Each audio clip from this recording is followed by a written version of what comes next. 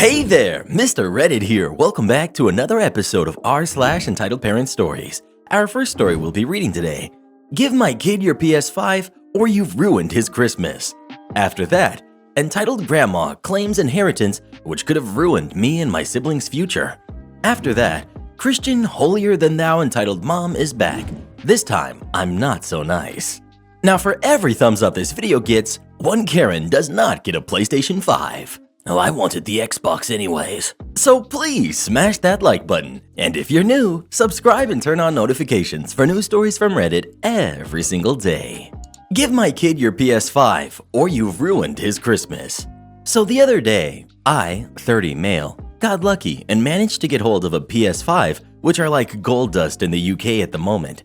Work has been ridiculous this year, and my PS4 broke a few months back. To say I'm hyped for it and some holiday downtime is an understatement. The console finally arrived the other day and was left with my neighbor.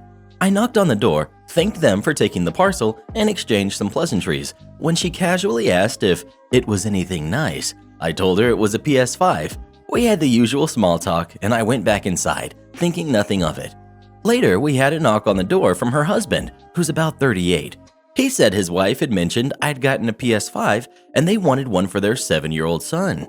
It was all his son wanted this year, and it's been a tough year for his son as he's not been able to see his friends much. So, would I consider selling it to them for what I bought it for? I said I understood, but I really didn't want to sell it as I was looking forward to playing it. That's when things got a bit weird. He huffed a little and said Christmas should be about kids, and I should really consider how hard it's been for them, and offered me an extra £50. I said I wouldn't be selling it for any price. I wasn't looking to make money on it, I just really wanted to play it. He left, but said he hoped I'd reconsider as, "You and I are a bit old for video games anyway," and walked off. End of story, I thought. The next day, he comes over again, this time with his son. He said his son really wanted to see the PS5 he had heard about. The boy then said to me that's what he really wanted for Christmas and hoped Santa would get him one. I replied that hopefully he would, but it's really busy for him this year, so he might have to wait a little longer for it. But if not, I'm sure he'd get something nice instead. Another day passes, and my fiance said they had posted something weird on social media about, there's a neighborhood group, how they had thought 2020 would have made people less selfish and more giving. But they were disappointed in their neighborhood, which had forgotten community spirit, and how people should be more thoughtful towards the kids in the streets, given how much they've all suffered this year. Off the back of it, my fiance asked if I should sell them the console just to keep the peace. Later in the day, they came around again to tell me that I had promised their son he'd be getting a PS5 for Christmas, and now it would be ruined if he didn't get one. She said that I am an adult and should be thinking of kids at Christmas, not acting like one playing video games, and that I was being unbelievably selfish and cruel. He added that he didn't know why we could enjoy Christmas knowing we were horrible people that had ruined a 7-year-old's Christmas. Now, I've also heard from some people on the street that they've been talking crap about us to people, though most neighbors are just staying out of it, but we're definitely getting some daggers from the Mums Who Lunch crew. We live in a super nice neighborhood, but it's firmly middle class, lots of private school kids called Hattie and Sebastian, etc. We're definitely the youngest on the street and the weird childless couple, which I don't think PS5 Gate is helping with. My fiance just wants to sell it to them to end it, but I'm still trying to hold firm. Honestly, I feel like I'm losing my mind at this point. Well, what do you think? Should OP sell them the PS5 or not? Please let us know. Never give in to a Karen. Once you do, we own you. Just ask Reddit boy over here. Yes. Entitled Grandma Claims Inheritance, which could have ruined me and my siblings' future. A little context. My family is a pretty well-off family.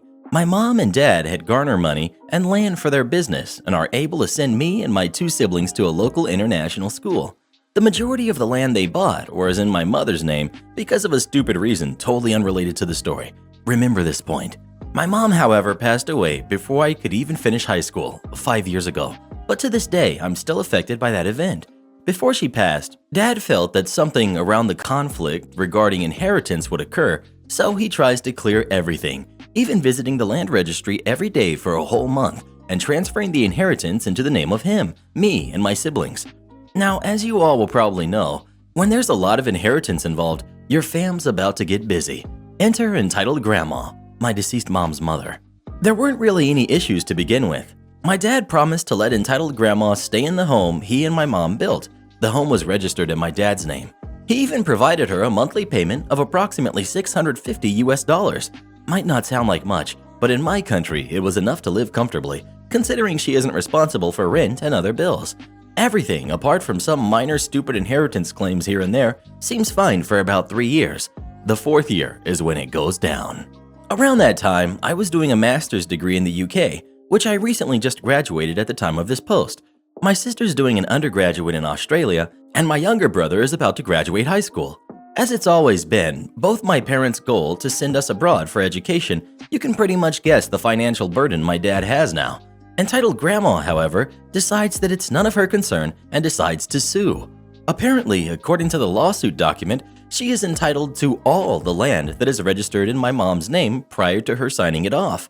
The house my dad is letting her live in, along with other stuff worth over millions in US dollars. You might be thinking, what the heck? But didn't your mom sign the inheritance document? This is where it gets more messed up. Despite my dad sending my mom to be treated in one of the best and most expensive private hospitals in the country and splurging nearly $1 million in medical treatment, entitled grandma still claims, "This person has attempted to indirectly hurt my daughter and intends to hog all the inheritance to himself."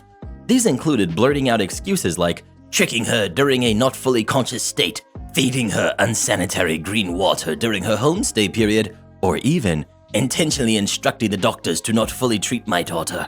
What makes my blood boil even more was that entitled grandma did not care about the fact that me and my siblings, her grandkids, are still financially dependent on my dad for our education and livelihood, and wanted my dad put in jail on the charges of inheritance scam.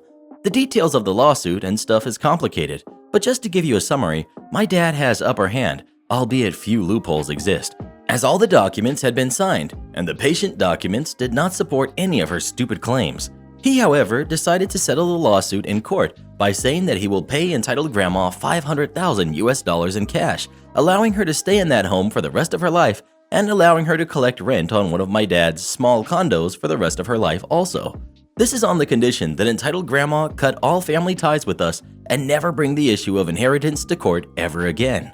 When I asked my dad why he decided to settle by giving entitled grandma money, even though entitled grandma filed a lawsuit against him without regards to his financial burden and him still having the upper hand, he simply just uttered, "Your mom loved entitled grandma very much, and I promised her I would never hurt entitled grandma."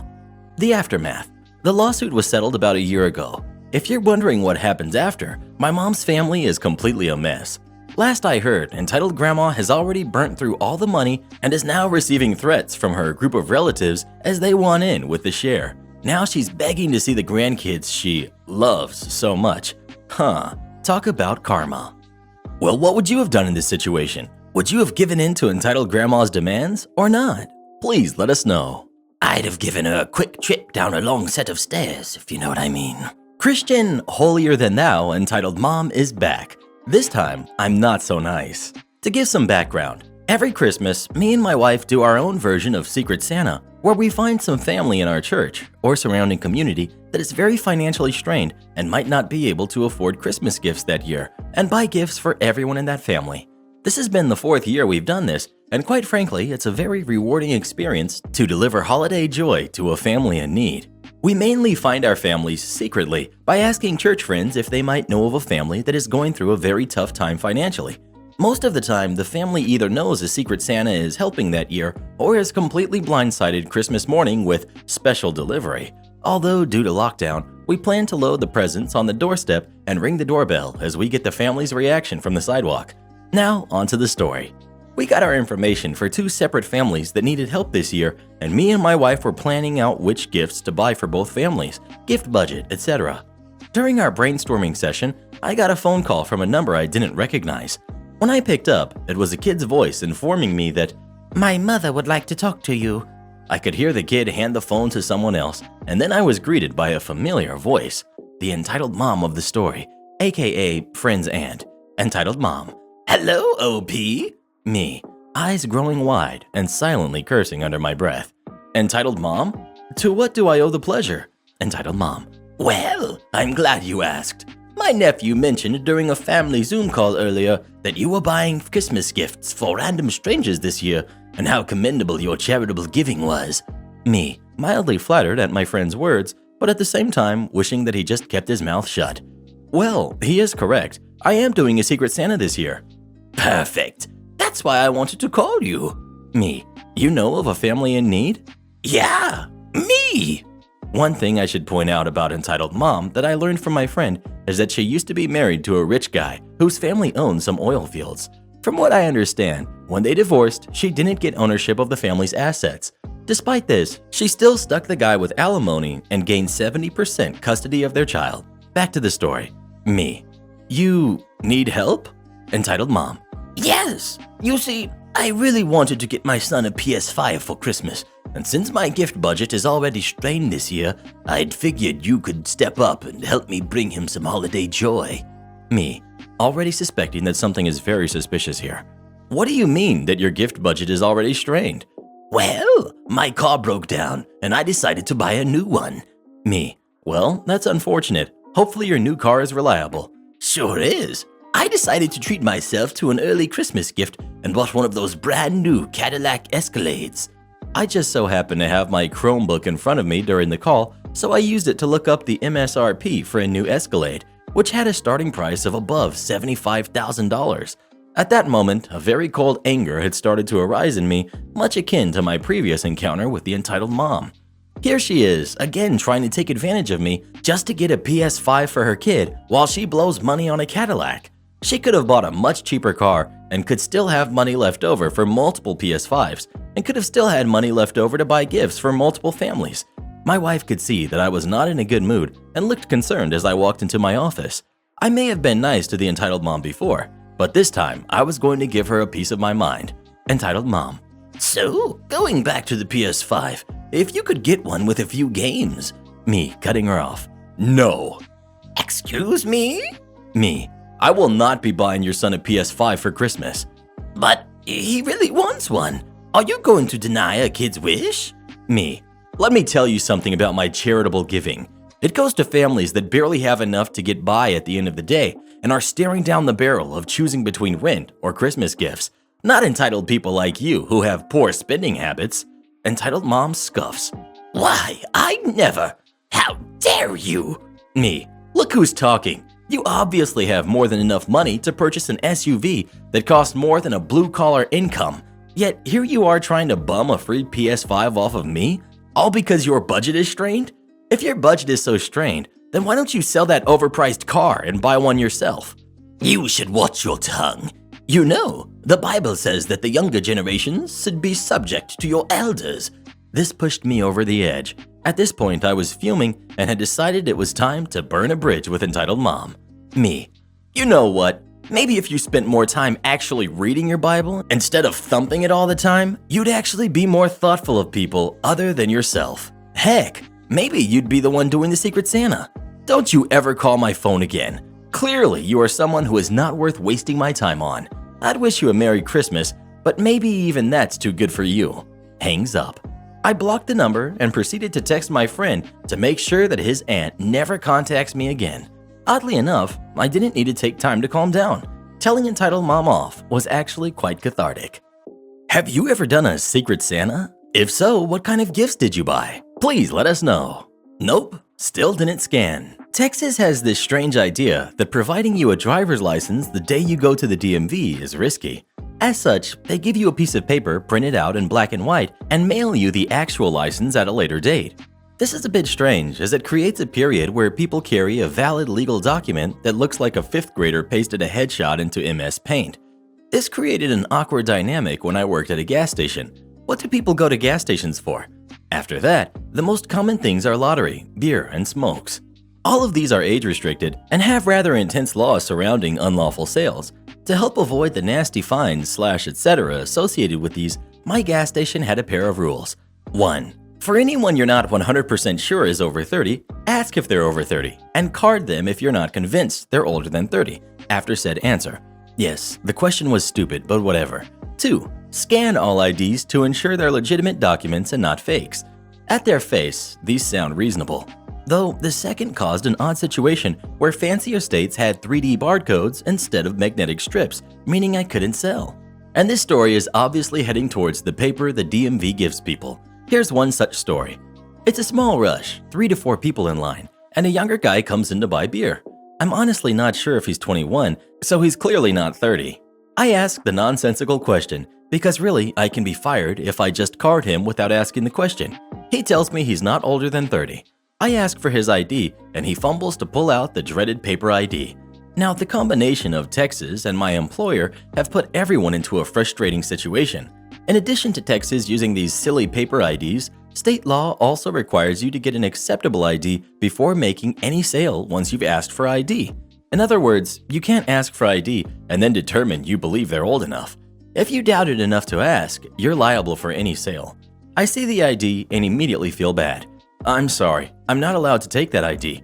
I recommend trying the gas station down the street that has different ownership and potentially more consumer-friendly rules. He provided the common response to ask why I can't take it. I explained to him the corporate policy requires I scan the magnetic strip of all IDs to verify their authenticity, and they've explicitly decided against waiving that rule for paper IDs. He instantly gets furious and tells me to scan the ID. This one caught me off a bit, and I asked him, "Are you serious?" To which he told me, "Yes, now scan my ID." Befuddled, I take the folded up piece of paper and slide it through the magnetic strip reader. "Sorry, sir, it didn't scan." This started a chain of events where each thing seemed more unrealistic. His response was, "You didn't even try." I asked if he'd like me to try harder to scan the ID, and he said he did. I looked at him confused and tried several different ways to slide this folded up piece of paper, unfolded piece of paper, slide slowly, quickly slide, used multiple scanners, etc. to get it to scan. Nope, still didn't scan. I hand it back to him and he's over the top at this point. It's also worth noting the line behind him is now about 10 people strong, including a few regulars watching in amazement as I'm remaining calm. He starts yelling at me and demands a contact for my manager. I pull out my paperwork and provide him a number for our corporate office. "No, stupid. I want your manager, not your corporate office." Okay. I gave him my manager's manager. I gladly handed him the store's number, which would come to me, and shared the hours my manager typically worked so he'd be free to try to call. After he left, I made a point to apologize to each person in line for the extra wait, while each also expressed surprise I hadn't snapped at the dude. Needless to say, he never made that call to my manager, though I don't know if he ever found his beer. Am I the jerk for selling my family home because my pregnant sister-in-law ate my dinner? I want to point out me and my brother have 2 different fathers. I, 19, female, lost my father last year to cancer. He left me 90% of his stuff, including his family home that was left to him by his dad. It's been in their family for over 100 years. My brother, 34, and my dad didn't have a relationship, but he did leave him $10,000. My mom was upset at the will reading, but since she got $10,000, she couldn't do anything about it. For the past year, me and her live okay together. She went on acting like it was her house, like before, which I had no problem with, till my brother and his girlfriend, who's 30, moved in without even asking me. They're messy, entitled, and rude. I told them in July I want them out by September because they don't pay for anything nor wash any dishes. In August, they announced they were pregnant, and my sister-in-law smugly said, "Guess we won't be moving out now."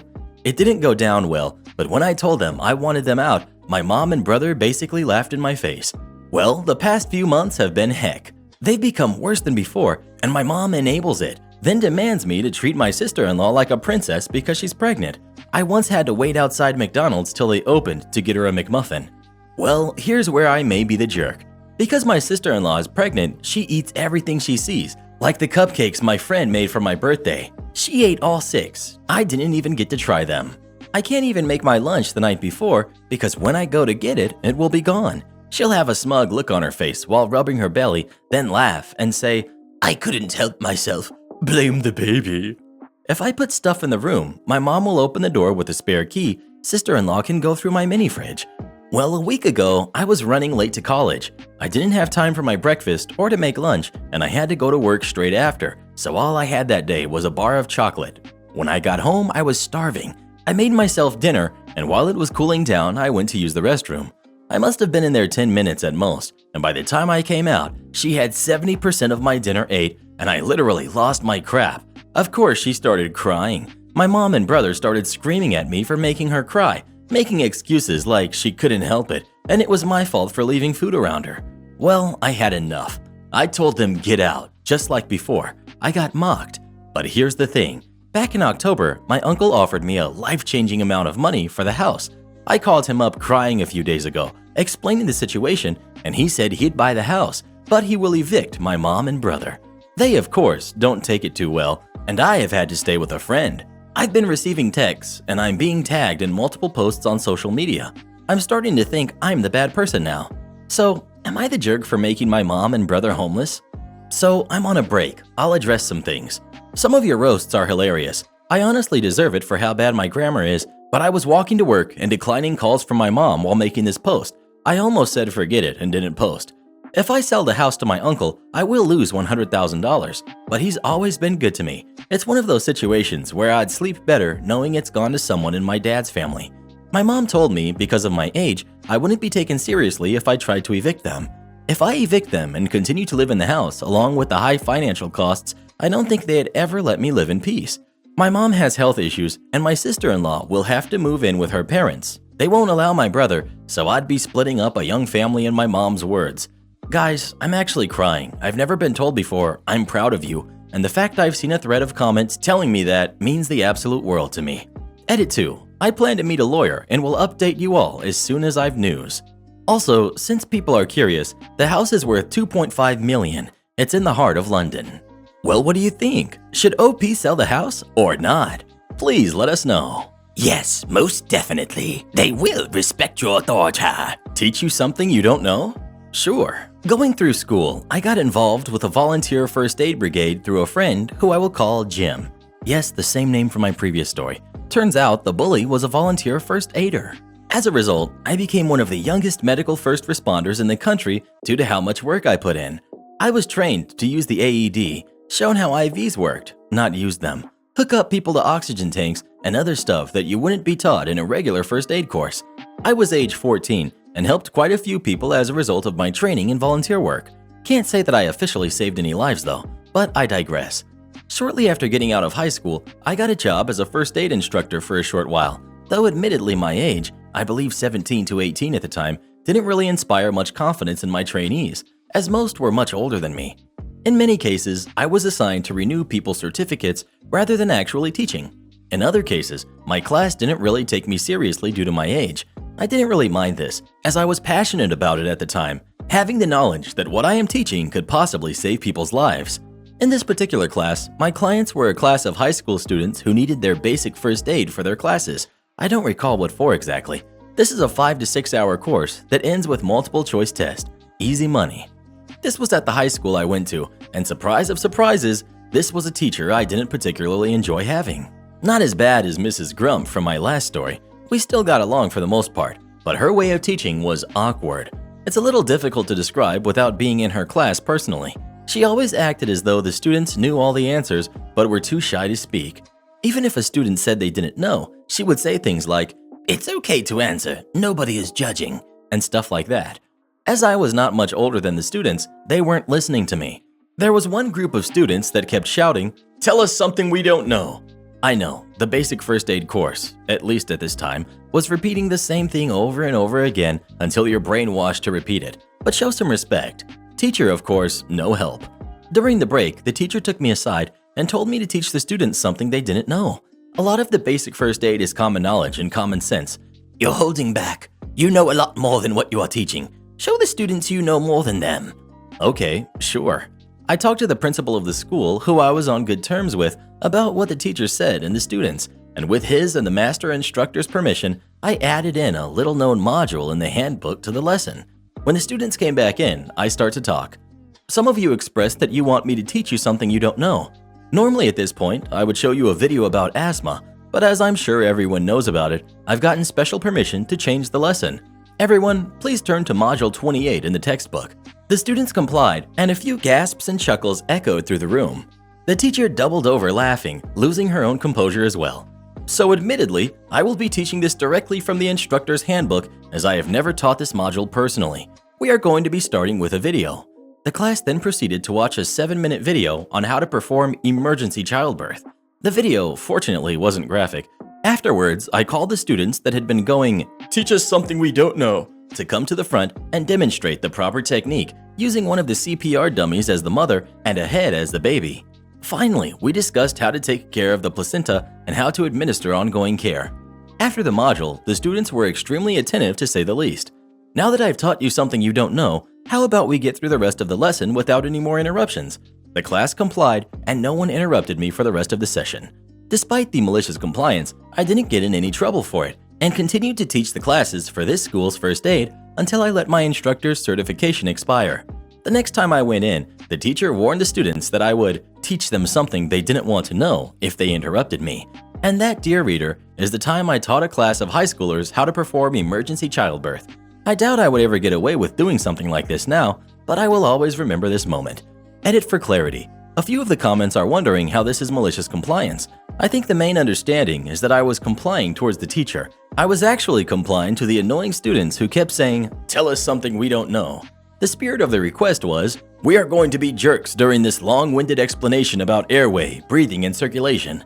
The letter of the request was, "We know this already. Teach us something new." As for why I taught emergency childbirth, the reason is a little underwhelming. While burns and NPA tubes would have been a fantastic choice, I needed a module that would replace asthma in length of time, which left either poisons or emergency childbirth.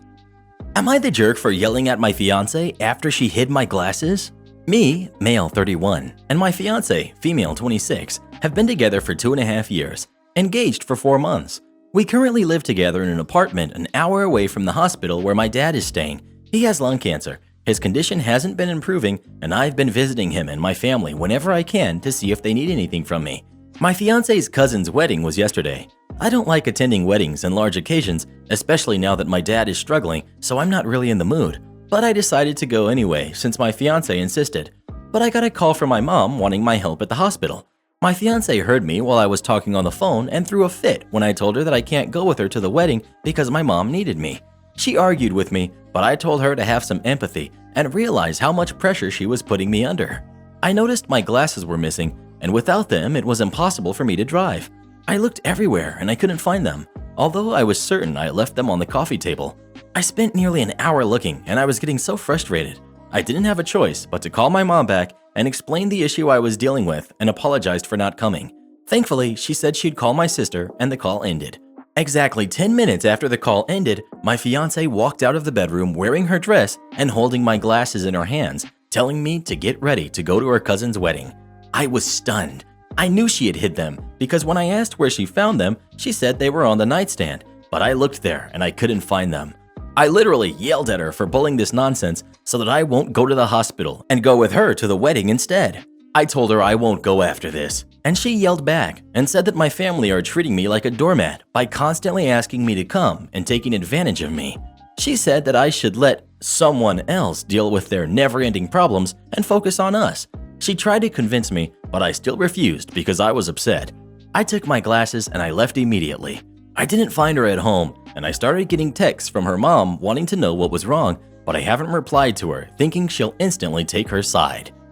Well, who do you agree with? OP or his fiance? Please let us know. You sure you want to marry her, bruh? Karen won't get out of the handicap parking space and gets angry when she gets blocked in. Here I was, thinking that I'd run out of entitled people stories that don't involve my mother, but I'm back with yet another one.